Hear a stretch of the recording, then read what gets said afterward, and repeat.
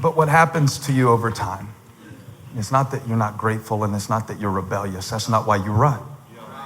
That's not why you run. The reason you say I've had enough is because you don't feel like you are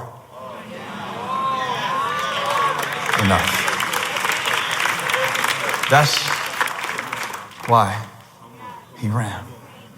I don't know what else to do. I called for the drought. I released the rain, and nothing's changed. I'm done. When he said I'm done, he wasn't telling God, I don't want to do it anymore. He was saying, I don't know what else to do.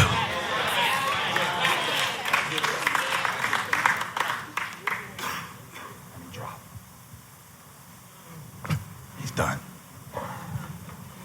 I can't carry this anymore. I can't do it. So I'm not necessarily going to leave my house. I'm not necessarily going to leave my marriage physically, but emotionally. I'm going to withdraw 15% at a time, and you'll never even know I was taking my heart out of it. One day at a time, he went into the wilderness, running from the disappointment. He wasn't running from Jezebel, bro. He had the drop on Jezebel. And it's interesting to me that the most dangerous place that he could have gone was away from the one who was threatening him.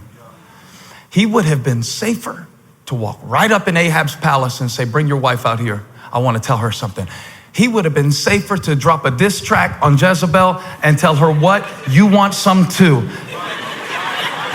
Hashtag, hey Jezebel. I thought about writing a letter to Jezebel. Hey Jezebel, you can go to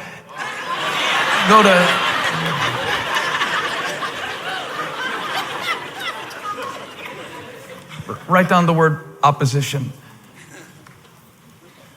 Because certain battles you expect to have to fight. I went on Twitter one time. That enough should produce tears.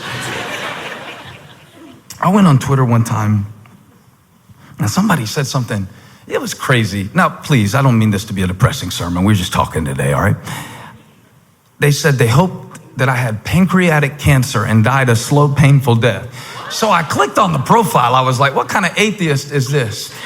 Their handle had a scripture verse in it. What was weird about that is I expected to have to fight people who didn't know God.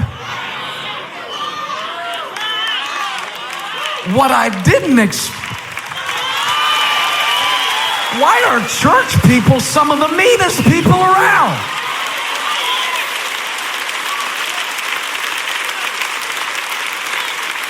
I expect to fight you if your jersey is a different color.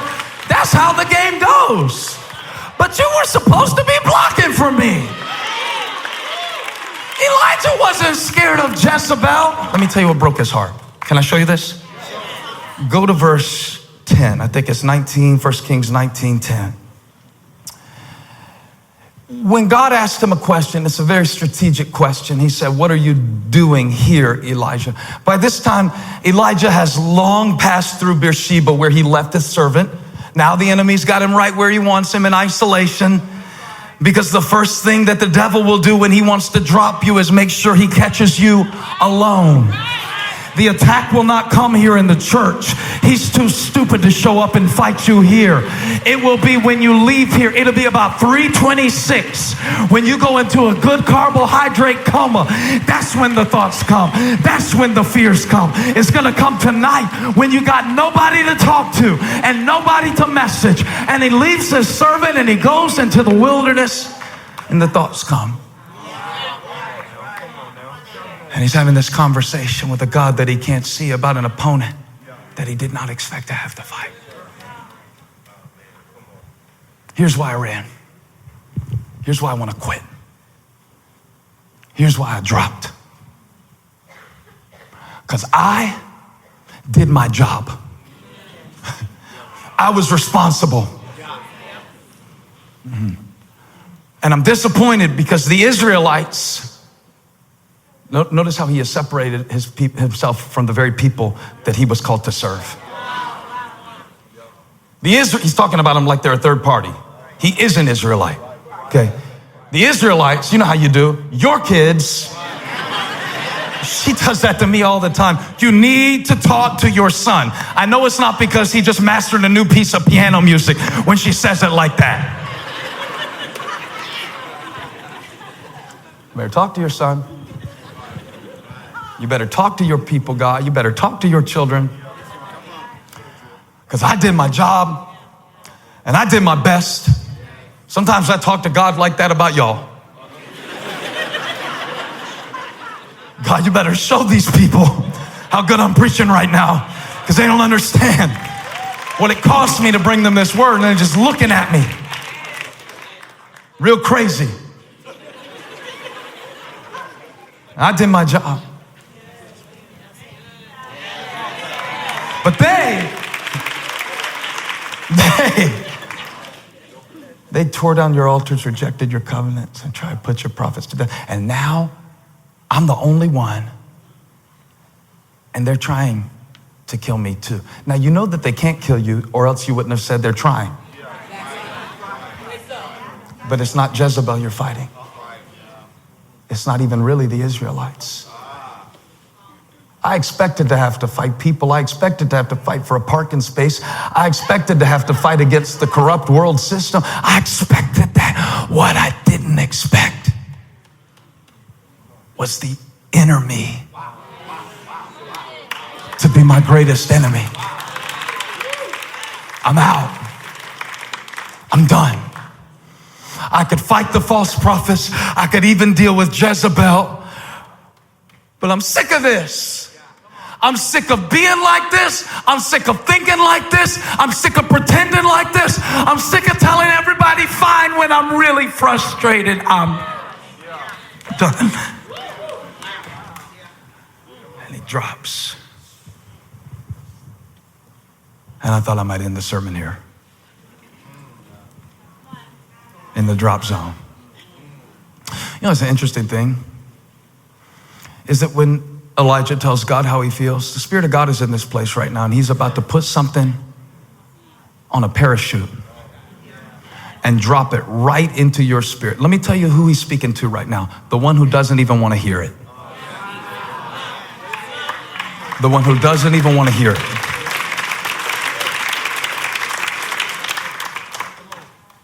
Elijah said, I don't even want to be a mom anymore. You know, the Bible says he went and hid in a cave. We talk a lot about man caves, but how about mom caves?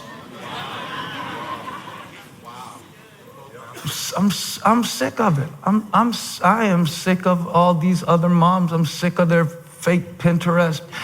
I'm sick of all of it. I am sick of this. Now, maybe you don't need this message today. You could either sit there judgmental, or you could file it for Tuesday when you go into your own cave. I don't know what he's talking about. Your kid is 5.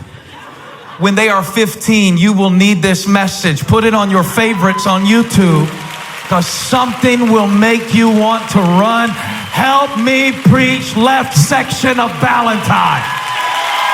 Spiritual section. Elijah said, I'm out. God said, not so fast, because the reason that you have collapsed is not because of your situation. It's because of your position. Position. I never dropped a parachute with a refrigerator filled with concrete for target practice.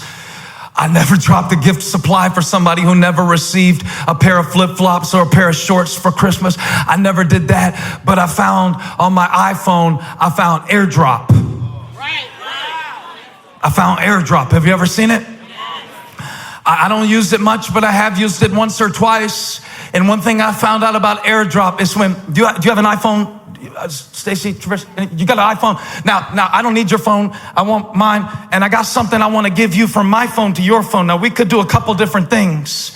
One thing we could do, I could text it to you. But what fun would that be when I have AirDrop? Somebody shout, drop it. Because I found this thing on my phone. It says AirDrop. I found out that if our phones are close enough, and if we have a connection on Wi-Fi and Bluetooth, come on, I'm about to preach this technology until somebody comes out of hiding.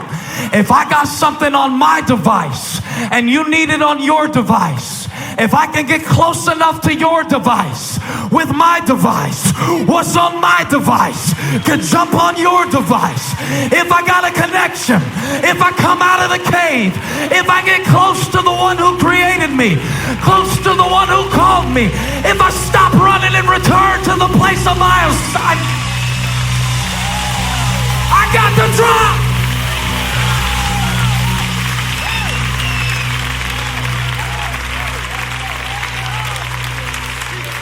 God said, I'm calling you closer. I'm calling you back.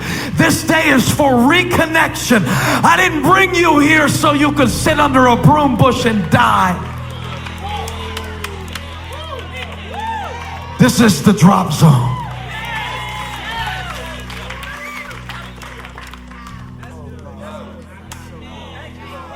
Who is it for? Who is it for? Who is it for? Who is it for? Who is it for, Gaston? Who is it for, UC? Who is it for, Blakeney? Who is it for? You're under the covers. You didn't even come to church. God had to get this message to you through an app, but he's about to drop some in your spirit to strengthen you.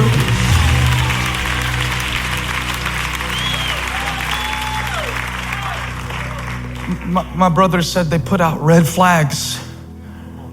They put out red flags in remote locations to let me know that this is the drop zone. They put out a red flag and we fly down close. See, that's the thing about God. He can't shout it to you. He has to get down to that 300-foot level, real close, where you can't hide how you really feel. And maybe we should do today what Elijah had to do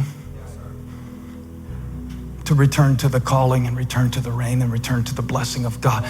Look, it doesn't require a change in feelings. It's a change in focus. You got it? I'm preaching to y'all in the back. I'm preaching to people who are too tired to stand up and say amen. This is your mail. This is your package. This is your supply. God's trying to drop it. And God told Elijah, verse 15 is so beautiful. He said, go back the way you came. Change your position to receive the provision that is already waiting in the place where you belong. Because I'm seated in heavenly places with Christ. I said I'm seated in a divine position, far above rulers, far above principalities. Who am I preaching to? I'm looking in the camera. I need to know where to drop this.